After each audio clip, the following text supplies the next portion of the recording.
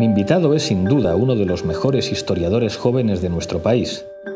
Su libro, El PC y el PSOE en la transición, ha sido una de las lecturas que más he gozado este año. Hablaré con él de la política en la transición para entender la política en nuestro presente. En otra vuelta de tuerca, Juan Andrade Blanco.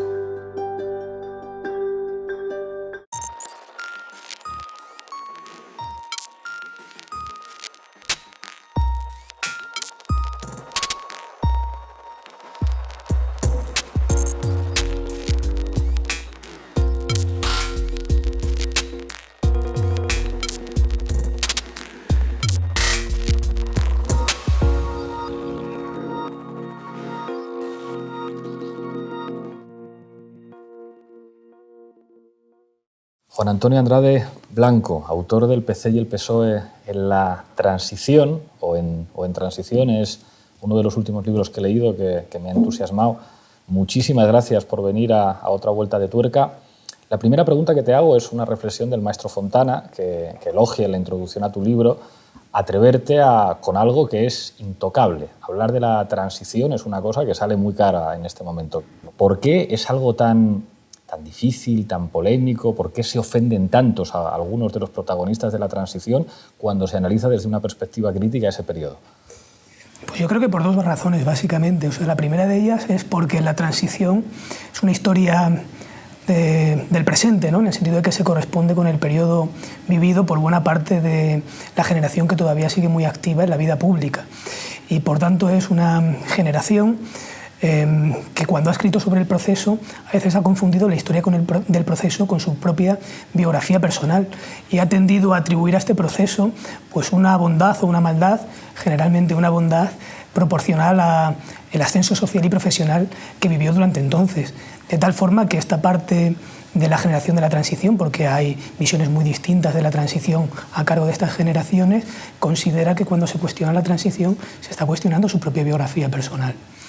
Por otra parte también, la transición yo creo que ha operado como el mito fundacional de nuestro actual sistema político, sobre el que se ha levantado y se ha fortalecido la identidad nacional. Yo creo que hasta la transición española este país no tenía un acontecimiento identitario que suscitara una identificación amplia de la ciudadanía. Yo creo que en los 80, más que la propia transición, conscientes de este déficit histórico, se intenta fortalecer esta identidad nacional sobre la base simbólica de una identificación colectiva de los ciudadanos con ese momento fundacional del actual sistema político. Yo creo que hacía falta construir un relato que devolviera la autoestima a los españoles, planteándoles que se trataba de un gran pueblo que gracias a la reconciliación nacional y a la moderación recuperó sus propias libertades y se integró en la panacea europea. Leyendo el libro tengo la impresión de que a ti lo que te interesa básicamente es el PC y que en todo caso el PSOE en este libro es un instrumento que te sirve para contrastar un periodo histórico muy particular para el Partido Comunista de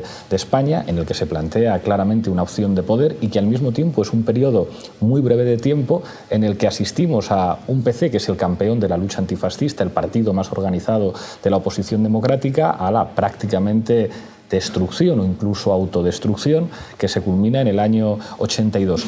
¿Por qué te interesa tanto ese periodo del Partido Comunista de España? A mí me preocupaba mucho ver cómo el PC, el partido más numeroso, influyente y mejor organizado en la lucha contra la dictadura, en apenas 5 años se inmola, ¿no? No nos mueve ningún espíritu de revancha y ningún odio. Hay que sepultar bajo 7 estadios de tierra el odio y el espíritu de revancha.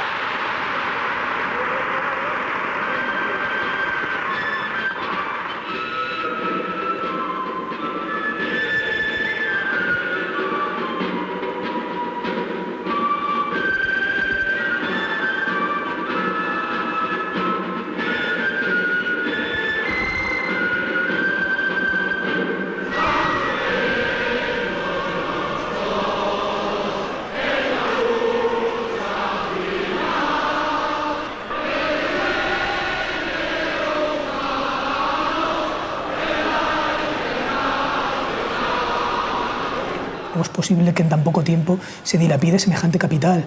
Y bueno, esa es una inquietud particular. Y la había comparado con el PSOE, me interesaba también porque lo que yo pretendía explicar, o bueno, más bien pretendía explicarme, cuando uno escribe un libro al final lo hace para explicarse cosas a sí mismo, es cómo es posible que estos dos partidos, ¿no?, que promovieron cambios ideológicos parecidos experimentaran sin embargo trayectorias no solo distintas ni inversas, ¿no?, como uno empieza siendo el más fuerte y termina en cierta medida derrotado, y el otro empieza siendo una fuerza secundaria, incluso marginal en la lucha contra la dictadura y termina roto por dentro.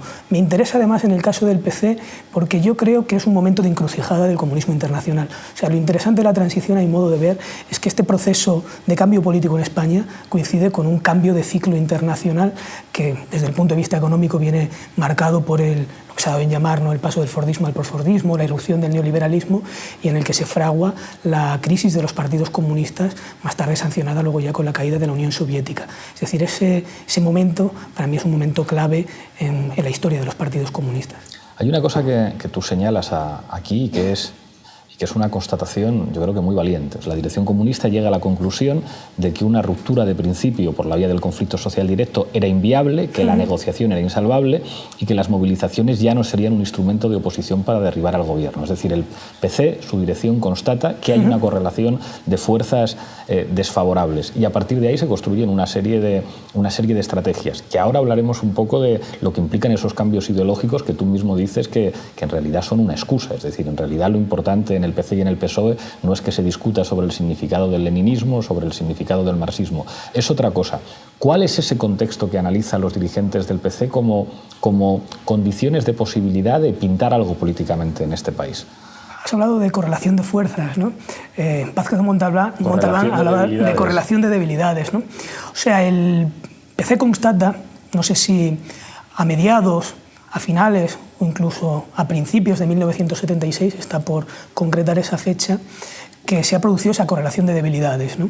Es decir, que el momento clave fundamental de la transición que explica su desarrollo posterior y el viraje del PC es cuando se constata que la oposición tiene la fuerza suficiente para bloquear el continuismo de la dictadura, pero que no tiene el respaldo social necesario para imponer la ruptura democrática. Y es ahí cuando el PC plantea que no queda otra opción que sumarse al proyecto reformista de Adolfo Suárez, planteando de manera, a mi modo de ver, un tanto ingenuo, autocomplaciente, que gracias a esa implicación en el proceso reformista impuesto por el poder se podría llegar a los resultados rupturistas deseados por la oposición, como si los medios no comprometieran los fines, ¿no?, y como si con ello no cambiara la propia posición del PC, ¿no?, que pasa de ser el eje de la oposición a tener que luchar en unas condiciones muy, muy terribles, ¿no?, por su propia legalización. Hemos decidido colocar hoy aquí en la sala de reuniones del Comité Central, al lado de la bandera de nuestro partido, que sigue y seguirá siendo roja, la bandera con los colores oficiales del Estado. Claro, el debate, ¿se podría haber hecho otra cosa? Bueno, siempre se pueden hacer otras cosas en política, pero a mi modo de ver el problema del PC no es tanto lo que hace como cómo se lo plantea su propia militancia. Es decir, un repliegue puede ser una estrategia acertada en la guerra. Claro, pero ahí en tu libro hay un contraste enorme. O sea, cuando hablas de ideología, o sea, yo tenía la sensación de que va en dos direcciones.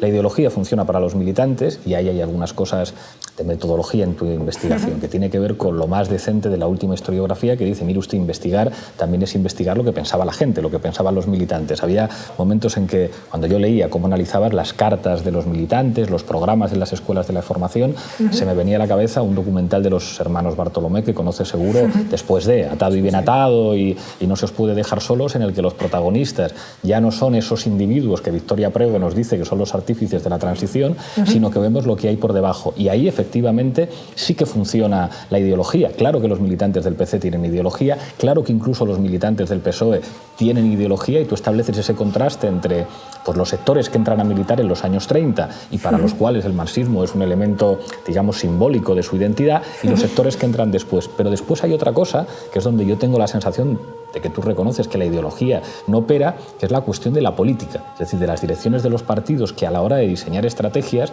como te decía antes, lo de discutir del leninismo o lo de discutir del marxismo es un señuelo que tiene que ver con una serie de opciones tácticas para aspirar de alguna manera a tener un peso electoral distinto. Entonces, La pregunta sería, ¿hasta qué punto lo que tuvieran los dirigentes en la cabeza en términos ideológicos tuvo alguna influencia en las decisiones que tomaron? Porque efectivamente eso influye en los militantes, pero no influye en la toma de decisión de los dirigentes. Sí, así es en parte. Es decir, cuando, por ejemplo, Felipe González propone el abandono del marxismo de cara al 28 Congreso de 1978, lo que está haciendo es un golpe de efecto mediático en clave electoral, al igual que cuando Santiago Carrillo propone el abandono del leninismo. Es decir, lo que está es tratando de proyectar una imagen de moderación de cara a las futuras elecciones, y lo que está es tratando de ofrecer una garantía simbólica a los poderes fácticos y sobre todo a buena parte del electorado moderado de por dónde van a discurrir las líneas de actuación de su futuro gobierno. Se puede tomar a Marx como un todo absoluto, compañeros. No se puede. Hay que hacerlo críticamente. Hay que ser socialistas antes que marxistas. Lo que están tratando de hacer es, sobre todo, desideologizar el debate político, el debate electoral, toda vez que Adolfo Suárez en las elecciones del 79 apeló a la definición marxista del PSOE para meter miedo a una parte del electorado, y ese miedo surtió efecto, ¿no?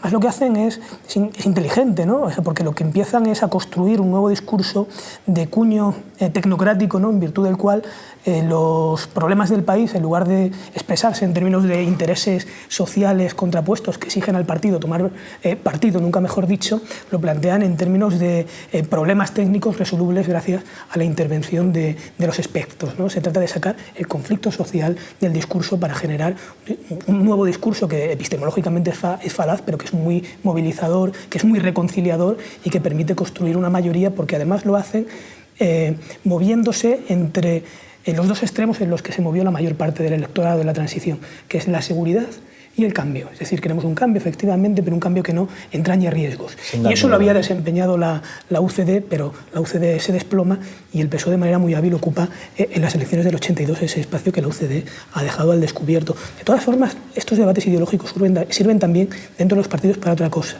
O sea, en el caso del abandono del leninismo en el PC, sirve también como una cortina de humo. Es lo que yo llamo, ¿no?, los usos estos tácticos de la ideología. Es decir, sirve como cortina de humo para regular el antagonismo que tienen con sus bases. Es decir, no sé si es una operación consciente, pero es funcional a ese objetivo, en el sentido de que el debate sobre el leninismo en 1978 sirve para eclipsar el debate sobre las decisiones que se están tomando en la transición, sobre los resultados electorales, que son muy modestos, y sobre la necesidad de renovar al equipo dirigente. Lo que se hace es dividir a los militantes en torno a una cuestión identitaria cuando podían haber conformado un grupo crítico al respecto de esas cuestiones más tangibles y materiales. Claro, que discutirá de otra cosa la gente, pero ahí hay un elemento que criticas tú muy bien, que es, digamos, cuando los instrumentos de análisis se convierten en religión y se dice, no, mire usted, que aplicar políticas neokeynesianas va claramente en una dirección gradualista hacia el socialismo, que es lo que Manuel Sacristán dice cuando critica el eurocomunismo, y dice, ¿y usted por qué? Y eso está claro, pero al mismo tiempo, que esa era una de las partes que a mí me fascinaba, te pone delante de un elemento que es crucial, y es ¿qué se podía hacer? Es decir, es verdad que Santiago Carrillo es incluso mucho más audaz que Felipe González a la hora de hacer operaciones mediáticas, como irse a Estados Unidos a decir que OTAN de entrada sí, anunciar desde Estados Unidos en un centro universitario el abandono del leninismo como algo que efectivamente no tiene nada que ver con lo que significa el leninismo, pero que tiene que ver con una serie de movimientos para tratar de presentarse como un partido que no dé miedo. O sea, tú citas un artículo de José María Carrascal en el que Carrascal dice, hombre, pero ¿cómo no se puede no estar de acuerdo con este señor?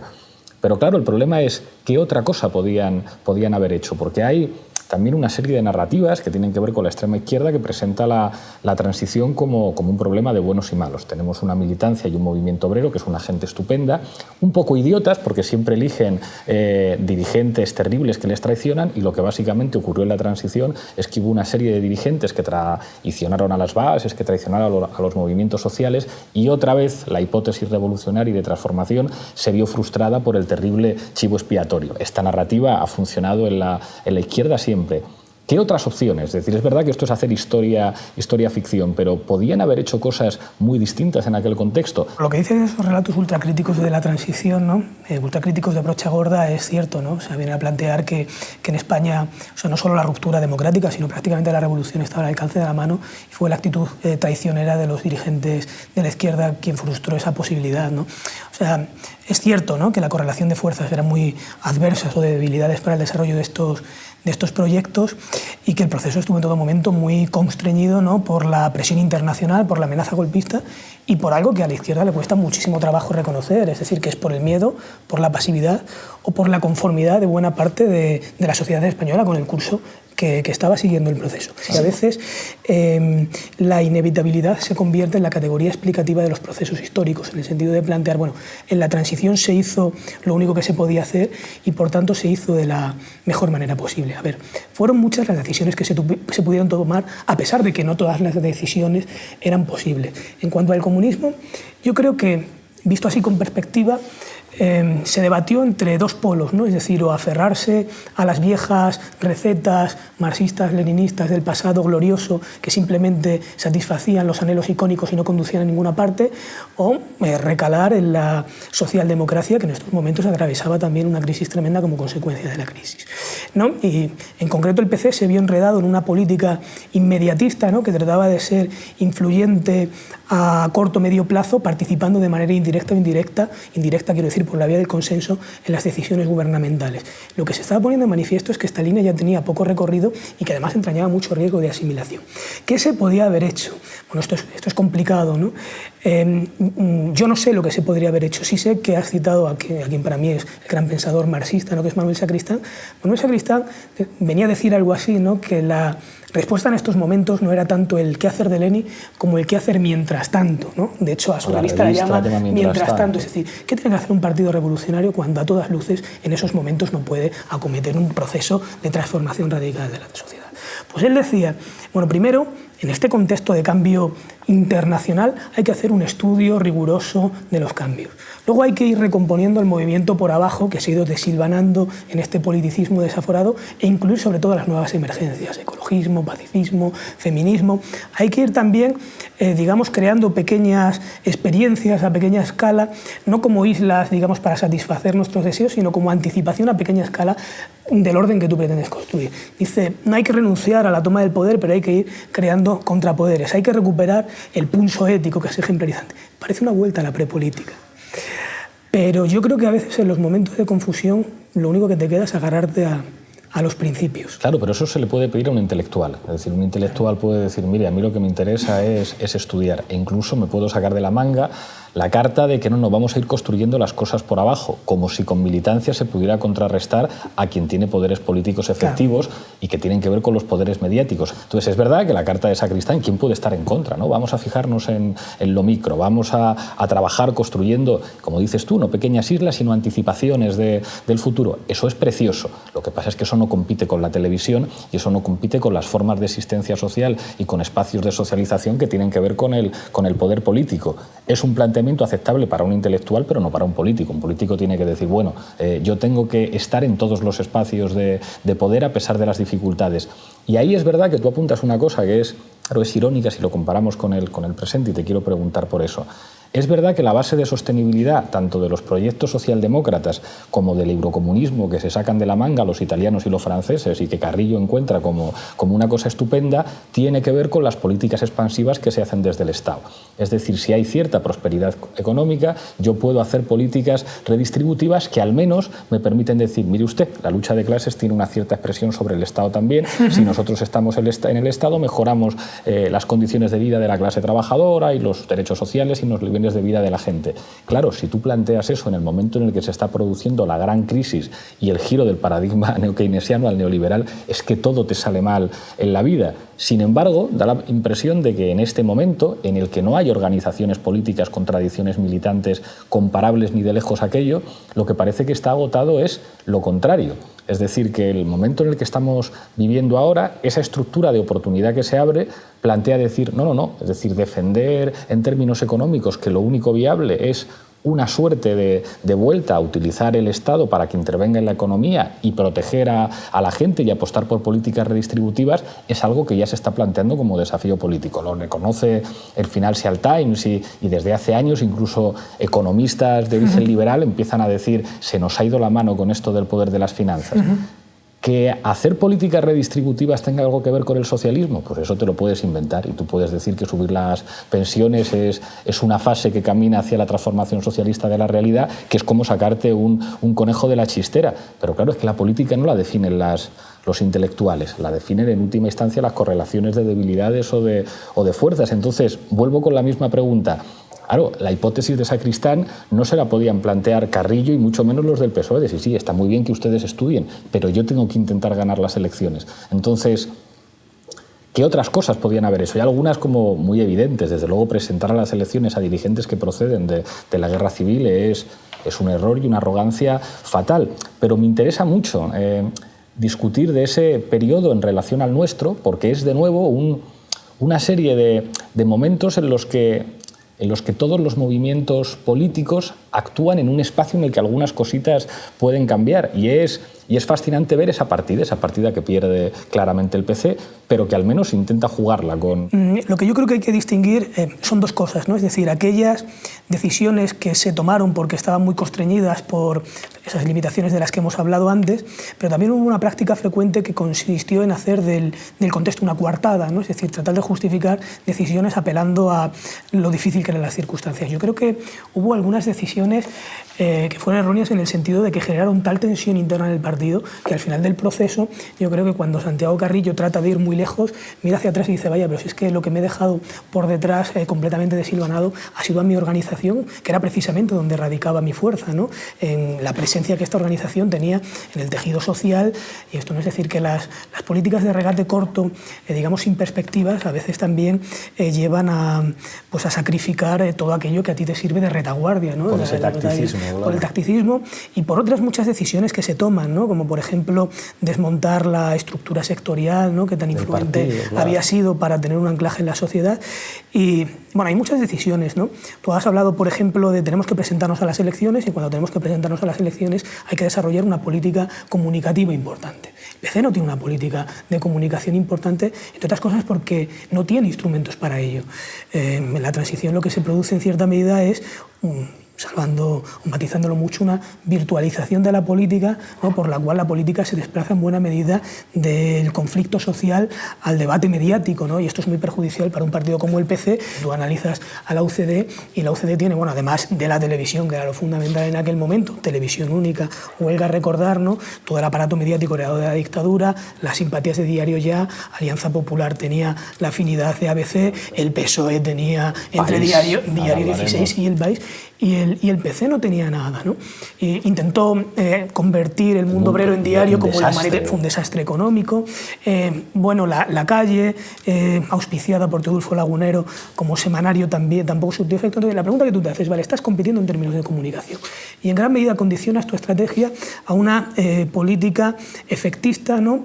Que puede parecer ingeniosa o hábil a corto plazo, pero que al final resulta un desastre, ¿no? Porque todos esos golpes de efecto que tú estás tratando de hacer no solo es que te limitan estratégicamente, no solo es que generan una tensión tremenda dentro del partido, sino que además son constantemente desacreditados, con independencia de su autenticidad o no, por los medios, ¿no? Es decir, es que tú no puedes desarrollar una política de comunicación fuerte si no tienes instrumentos para ello, es decir, no puedes construir la casa por el tejado.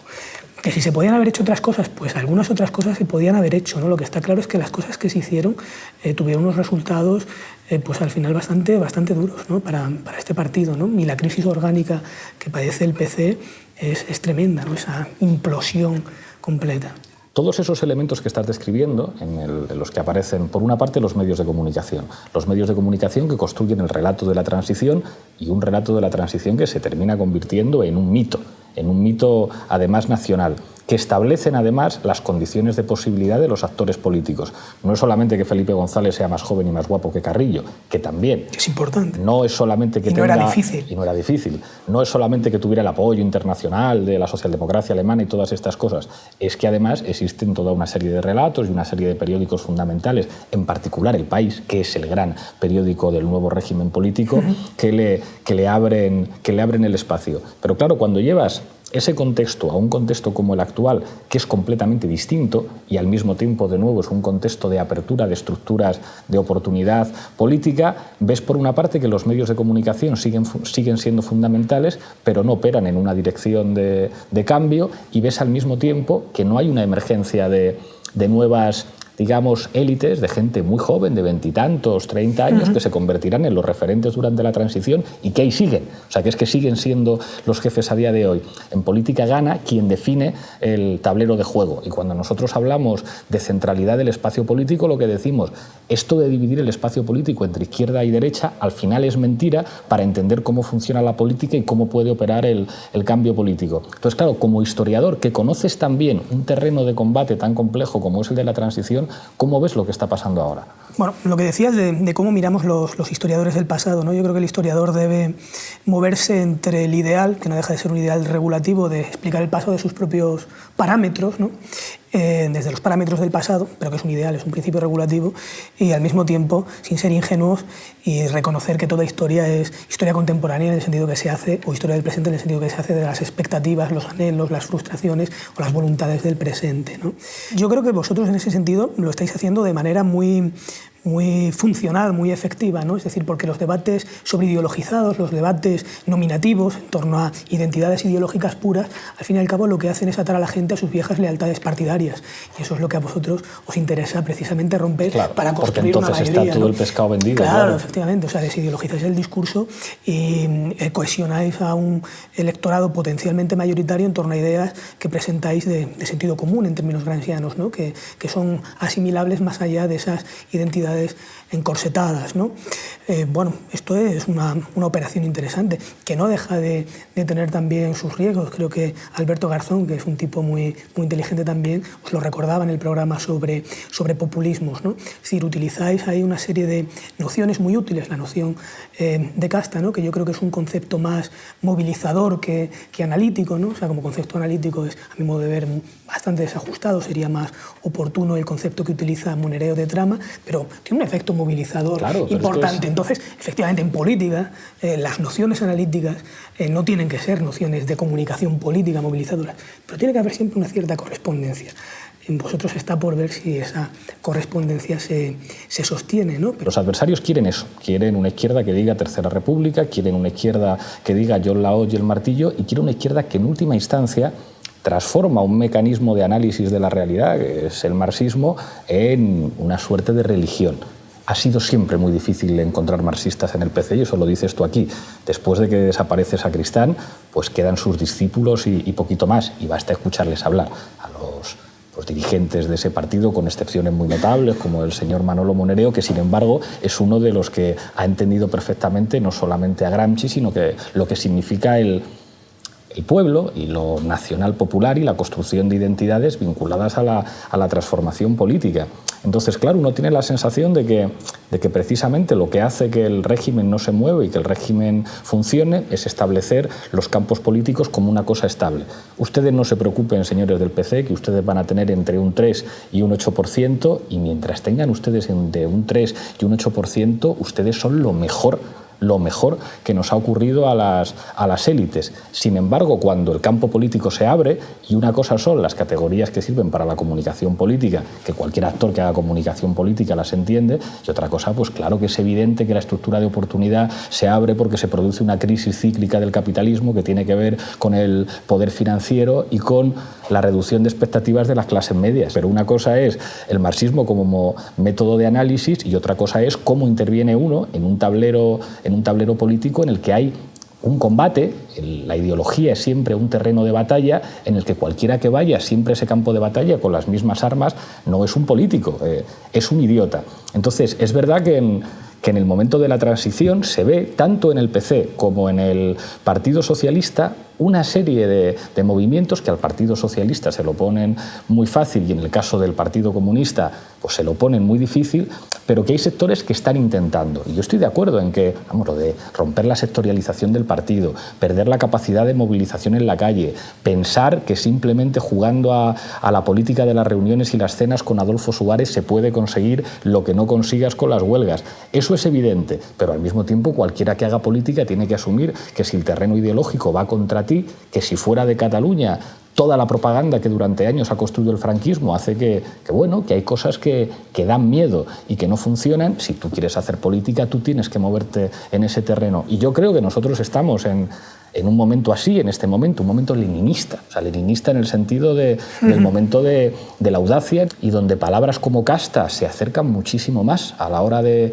entender que que son últimamente las clases sociales las que determinan los intereses, que quien dice a mí no me muevas de mi bandera y de mi tercera república, y cualquiera que diga que no es republicano es un traidor a la izquierda. Es decir, al poder le interesa extraordinariamente que la izquierda quede recluida en sus propios rituales, ¿no? Es decir, que los militantes de la izquierda anden agarrados al palo de la bandera para que no se los lleve el viento de la historia, ¿no?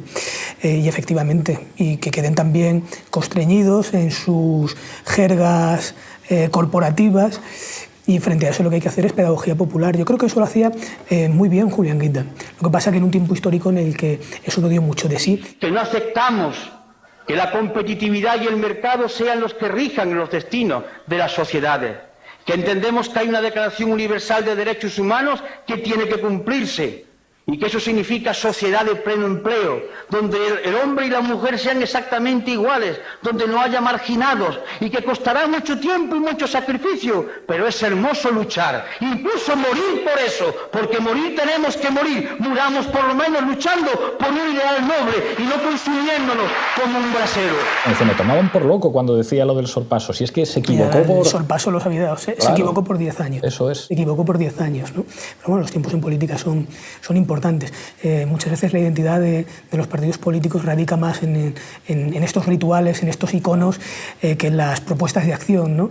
Y es ahí donde se ahogan, efectivamente, en la jerga corporativa y en la retórica. En España no había un nivel de intelectuales equivalente al de Italia o equivalente al de Gran Bretaña. Que esto es inevitable recordar a Perry Anderson. A Perry Anderson, cuando habla de las tradiciones intelectuales, que en Italia son espectaculares en la medida en que tienen una vinculación política precisa, y en el Reino Unido quizá no tanto, no existen movimientos políticos tan importantes como en Italia o en España, pero sí hay una tradición intelectual de marxistas y pensadores críticos muy interesante. En España sí hay niveles organizativos, incluso en condiciones de dictadura, muy interesantes, pero el páramo intelectual, tanto en, digamos, los sectores más cercanos al PC como cercanos al PSOE, es enorme. ¿En qué medida, digamos, esas carencias o esas escaseces de materia gris en España determinan, digamos, la conducción de los procesos? Es verdad, ¿no?, que se da dentro del movimiento obrero, no solo del PC o también del PSOE históricamente, ese vacío de intelectualidad, entre otras cosas porque los intelectuales en los años 30, ¿no?, en los años 20, en los años 30, a diferencia de lo que sucede, por ejemplo, en Alemania, que están en el Partido Socialdemócrata, en España están, sin embargo, en la izquierda liberal, ¿no?, en la izquierda republicana, ¿no? Es decir, el PSOE en España no tiene un Kautsky, no tiene un Liebknecht, no son, ¿no? Es cierto que existe ese, yo lo llamaría páramo, más bien vacío, pero también es cierto que a lo largo de los años 60 y 70 los partidos de la izquierda, sobre todo el PACE, se intelectualizan. Pongo esto de se intelectualiza entre comillas. Pero tú mismo explicas que no pintan nada en la dirección. No pintan nada en la dirección porque la dirección se cree autosuficiente desde el punto de vista ideológico. Esto también es una cosa que ver. O sea, los intelectuales valen en el PC para firmar manifiestos. Claro, y para trabajar en la alianza de la cultura y el trabajo. Claro, la alianza de la cultura, ¿no? Y para proyectarlos como, digamos, un reclamo mediático. Pero no sirven para diseñar la línea política, porque para eso estoy yo, que me creo mucho mejor que ellos, porque además no he pasado por la universidad, pero sé de la universidad de la vida, ¿no? Eso tiene que ver un poco con la personalidad, también no con la personalidad, sino con la cultura política de una generación. que es la que lleva vinculada a la guerra civil, ¿no? y a los jóvenes de la JSU. Los jóvenes de la JSU, ¿no? Que además también se ha curtido los años de plomo del estalinismo en el exilio. Claro. Hay que hacer ahí, digamos, mucha prosopografía, ¿no? de la forma de pensar en el PC, ¿no? Pero sí es cierto que en buena medida se intelectualizan, y el PC es el partido por excelencia de la intelectualidad democrática, ¿no? Y la entrada de intelectuales en el PC es en buena medida masiva, tiene que ver con los cambios en la composición sociológica de los estudiantes, que vienen de una universidad ya relativamente masificada o más abierta de lo que había sido anteriormente, tiene que ver con el revulsivo que para muchos de ellos representaba la lucha contra la dictadura, tiene que ver con las tendencias científicas y culturales del momento, tiene que ver con esa política de captación y encuadramiento que diseña el PC, ¿no? Para organizar a los intelectuales en sus lugares, perdón, a los militantes en sus lugares de trabajo, ¿no? Lo que le sucede al PC, en el caso de los intelectuales, que le sucede también en otros casos, es una contradicción que le atenaza, en el sentido de que no es capaz de rentabilizar de puertas adentro los avances que consigue de puertas afuera. Es decir, de puertas afuera es en buena medida el partido de la intelectualidad democrática, pero no incorpora la labor de los intelectuales a su elaboración programática y al diseño de su línea política, por esas razones que remiten a la cultura política. Lo que hay en la transición luego es una crisis brutal de los intelectuales del PC, que se manifiesta en que muchos se van a sus casas y otros, aunque en formas menos masivas y más laxas de compromiso, terminan también en el Partido Socialista. Tenía Manuel Castel en el ámbito de la sociología, en el ámbito de la psiquiatría Carlos Castilla del Pino, en el ámbito de la teoría estética a Roman Guber, en el ámbito de la pintura a Tapies. O sea, es que lo que tenía era impresionante, ¿no? Pero no tiene que ver con el diseño estratégico de la línea del partido, a diferencia de en el PSOE, donde tú explicas muy bien esa transición que hace que los Marabal y los Paramio se conviertan en las cabezas del Partido Socialista. A los dos les he tratado, Marabal fue mi profe, son dos tipos con una capacidad enorme, pero vamos, yo creo que no fueron marxistas nunca, o a lo mejor lo fueron en una parte, digamos, como muy colateral, ¿no? Exactamente, y muy juvenil. Y sin embargo, sí son determinantes a la hora de desarrollar un proyecto que inicialmente empiezan a llamar socialdemocracia para tomar distancia incluso con el socialismo de los socialistas franceses, que se llaman a sí mismos socialistas y no socialdemócratas. Y en el caso del PC es enormemente difícil leer fuentes que digan, bueno, hay aquí, o sea, habría otro nombre que mencionar, que es Manolo Vázquez Montalbán, que es otra de las grandes cabezas, pero me da la impresión de que tienen muy poco que ver en el... Pues bueno, es decir, en el diseño de una estrategia de partido. Siempre se habla de los cabezas de Chorlitos, Claudini y Semprún, que quedan fuera y que, digamos, sus trayectorias posteriores no son ni mucho menos edificantes, pero que de alguna manera pues, lo que dejan es lo que 10 años después la dirección del partido empieza como torpemente quizá, porque siempre está ese tacticismo que seguramente tiene que ver también con la personalidad de Santiago Carrillo, con un tacticismo que digamos que toma mucha distancia de lo que es un proyecto de país, de un planteamiento de país por parte del partido. Y Carrillo aún así era yo tuve la oportunidad de hacerle una de las últimas entrevistas antes de que muriera y dices, bueno, o sea, ya quisieran los que han llegado después estar al nivel de este tipo, pero como que contrasta que al final el Partido Socialista tiene un proyecto de país que tiene que ver con la OTAN, que tiene que ver con la entrada en la Unión Europea, que tiene que ver con el desarrollo de políticas neoliberales, con la cultura del pelotazo, con todo lo que se quiera, pero tiene un proyecto de país. Lo que de alguna manera es el elemento constituyente del régimen político del 78 es el PSOE. Y si precisamente ahora se habla de una crisis de eso, es porque quien está en riesgo de desaparecer o de dejar de seguir siendo uno de los partidos dinásticos es el Partido Socialista. Por eso me parece tan importante, o sea, como irnos 35 años atrás a discutir de un periodo histórico que se cerró. Yo no tengo tan claro la cuestión del excedente utópico, ¿no? Si el excedente utópico es algo que sirve para explicar lo que ocurre ahora o para tratar de cerrar cosas que quedaran abiertas, o si por el contrario el excedente utópico es lo que nos permite decir no, ahora otra vez la partida está abierta para jugar a la política, que era imposible jugar a la política en este país en los últimos 30 años. También es muy importante ver por qué se van muchos intelectuales, o más que intelectuales, muchos profesionales del PC, ¿no? Y es que porque, claro, los resultados electorales del partido no permiten canalizar el potencial, digamos, técnico profesional que ellos tenían, ¿no? Es decir, entonces se van... no hay que dar una explicación moralizante, ¿no? Sino que se van al PSOE porque es ahí donde ellos pueden hacer política, que es para lo que se han formado, ¿no? Han estado haciendo política en la oposición, ahora ya en la democracia lo que quieren es hacer gestión institucional en un sentido fuerte para cambiar el país, ¿no? Entonces, obviamente, ese instrumento del PC está agotado y el instrumento pasa a ser el PSOE, ¿no? Más allá de que puedas luego aplicar categorías moralizantes que yo creo que hay que dejar un poco de lado. En cuanto al PSOE, lo que dices hoy, yo no sé, quizá porque ando preso de lo que sucedió en los años 70, ¿no? Como historiador, pero a mí el PSOE me parece un ave fénix.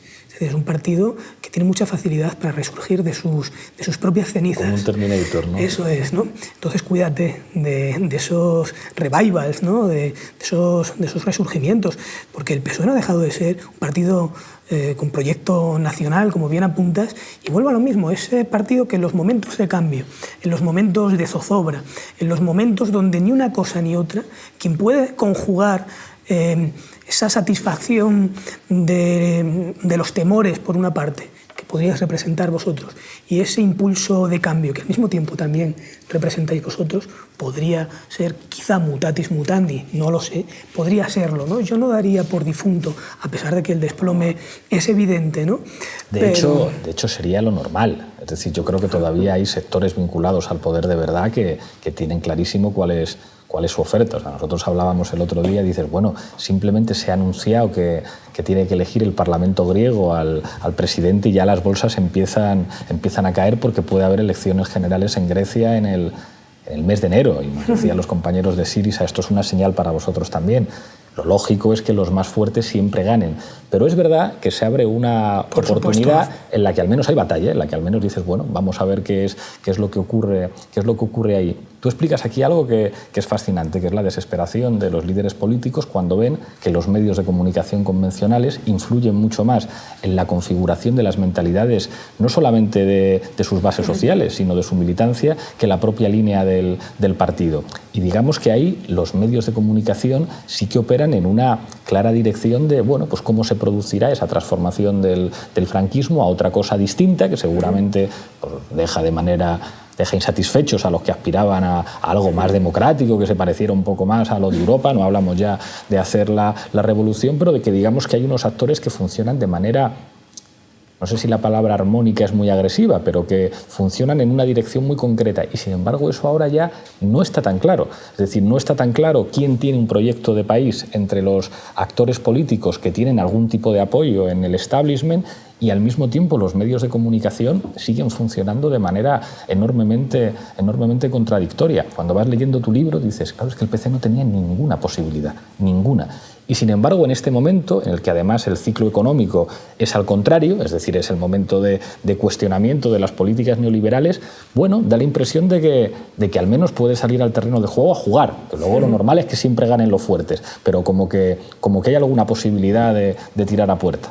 Por supuesto la hay. Hay una brecha mediática actualmente que yo creo que vosotros estáis utilizando muy bien, en concreto tú, ¿no? Digamos como figura carismática, ¿no? Y con proyección mediática de Podemos, pero además también hay otros cambios, ¿no? Que es la irrupción de las nuevas tecnologías y la posibilidad de crear una información alternativa por abajo, y eso además conjugado con la propia iniciativa de los círculos, ¿no? Yo creo que esos tres niveles, ¿no? De tu presencia en los medios de comunicación masivos y convencionales, por decirlo de alguna forma, donde se ha abierto brecha, ¿no? Donde hay contradicción entre unos y otros, más en las redes sociales, más la iniciativa de los círculos, pues está un poco en vuestro éxito. Es en la transición, desde el punto de vista mediático, yo creo, así me parece que lo apunto en el libro, que se pasa de la censura al consenso, es decir, de la prohibición expresa de lo que se puede decir al acuerdo tácito de todo lo que se debe decir. Es decir, yo creo que...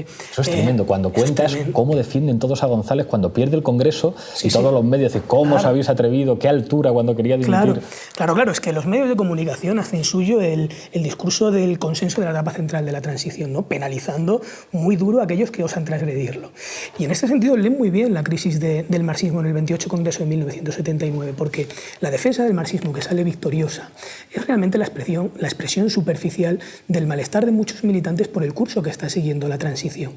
Entonces es, digamos, una enmienda a la transición, y los medios de comunicación, que son muy inteligentes, lo interpretan como un cuestionamiento del proceso y leen la crisis del partido como una crisis nacional, y acuden todos con independencia de su perfil ideológico, en auxilio del sector encabezado por Felipe González, unos casos de unanimidad y apasionamiento más extremos, o el más extremo que se da en la transición. Yo, muy modestamente, creo que eso, analizando día a día los medios de comunicación, y aunque suene muy solemne, yo creo que eso lo he demostrado en el libro, ¿no? Es decir, emerge la figura de Felipe González como prototipo de político honesto, dispuesto a dejar el poder por sus firmes convicciones. Los críticos son unos desestabilizadores que, sobre texto de un debate ideológico, han generado casi una crisis de Estado, y el debate marxismo sí, marxismo no, que en realidad es una disyuntiva entre socialismo, socialdemocracia, o por dónde debe ir la política del partido, se transpone en los medios como un debate entre casi Unión Soviética o democracia, ¿no? Y obviamente quien representa la democracia es Felipe, ¿no? Eso es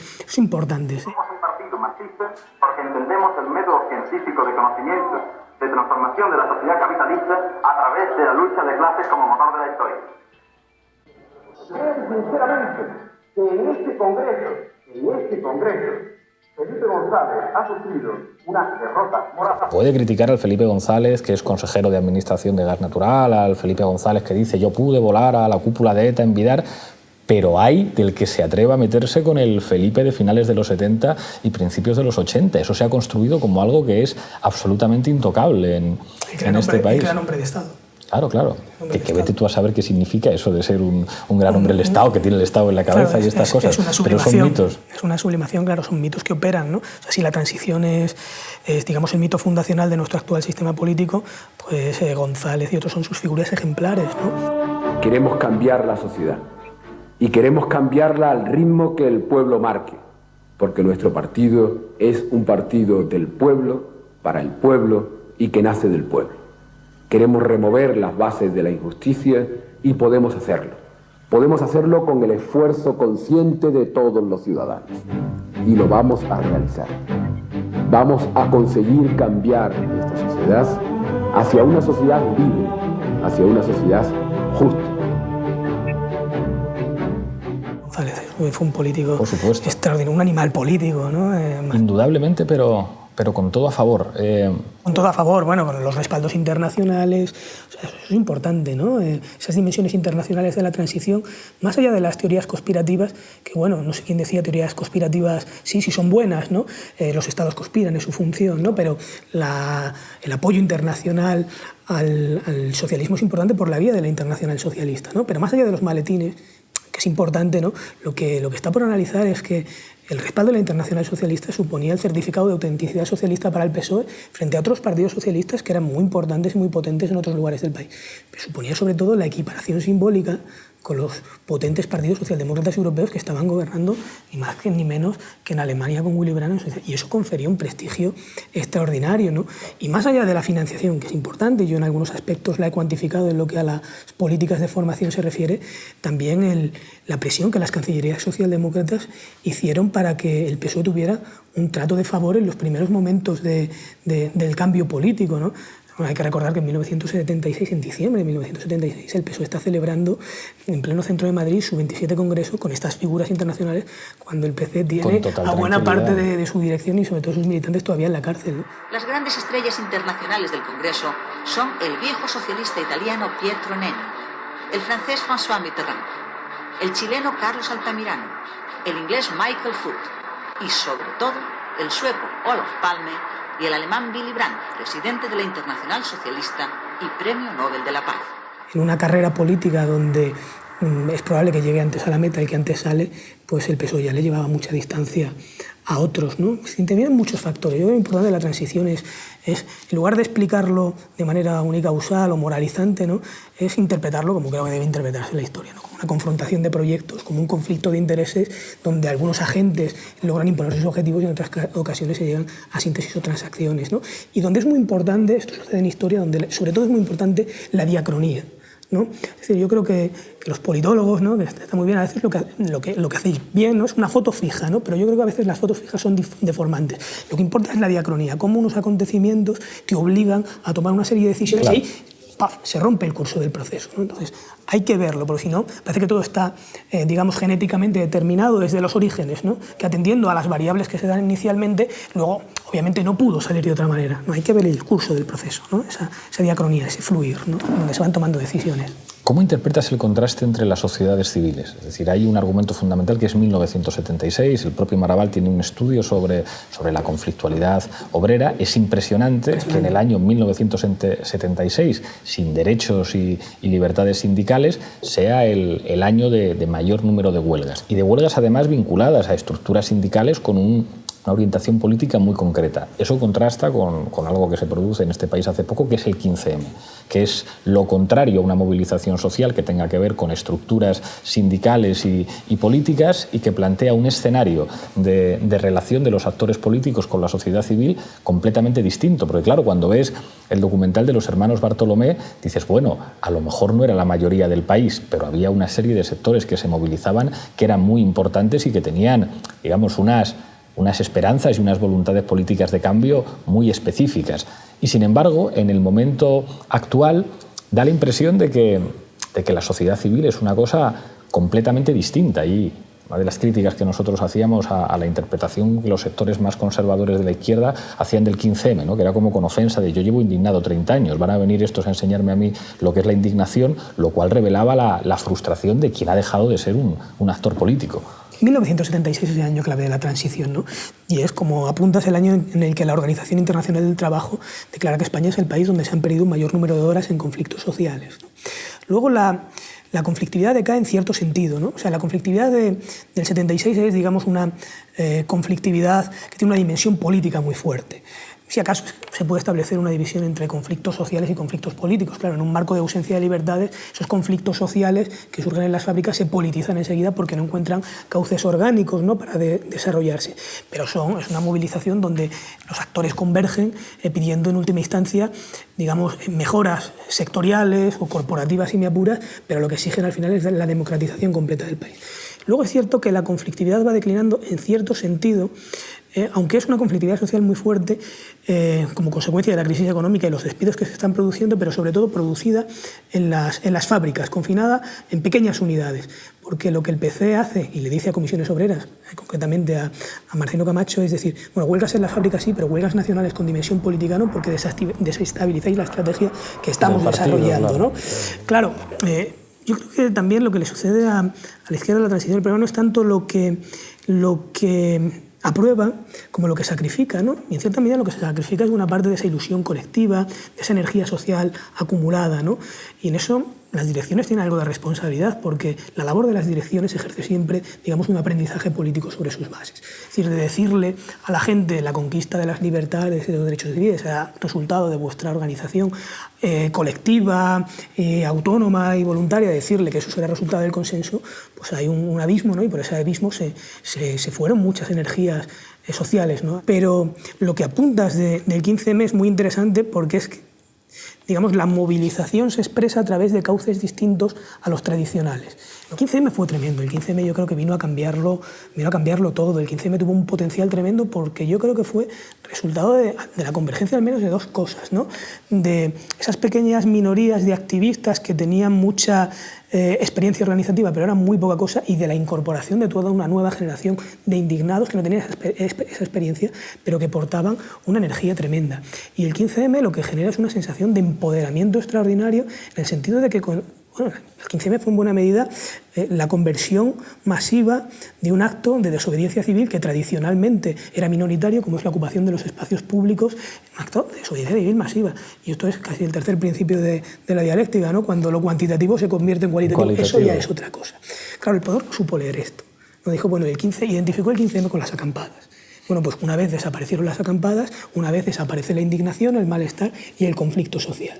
Pues no, digamos, ese malestar, ese conflicto social se expresó en mareas, se expresó en paz, expresó el 22M, cuando ellos estaban rindiendo tributo a la figura de Suárez. Esa imagen, es decir, como todos los viejos dirigentes políticos de la transición, frente a un cadáver que, o sea, Suárez llevaba muerto ya muchos años, y lo que están diciendo, ¿qué es lo que significa Suárez? Significa consenso, significa acuerdo entre las grandes fuerzas. Están reivindicando el patrimonio. No sabían leer a Suárez, porque Suárez desarrolla una estrategia de neutralización de la oposición por la vía de la integración. Totalmente. Muy inteligente, ¿eh? La estrategia de Suárez es muy inteligente. Exactamente lo contrario que le pasa al régimen ahora, que claro, es como son incapaces de integrar ni una sola de las demandas. Silencio, parodia y criminalización.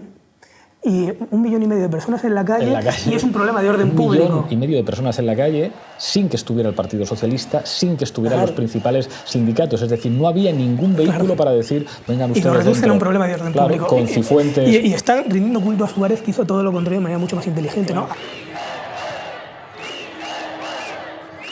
Muchísimas gracias. Te entrego la taza de la tuerca. Tienes que mirar a esa cámara y brindar por lo que tú quieras. Pues brindo por los de abajo, por las de abajo, por la gente humilde, para que se apropien de la historia. Muchísimas gracias, Juan. Gracias de veras.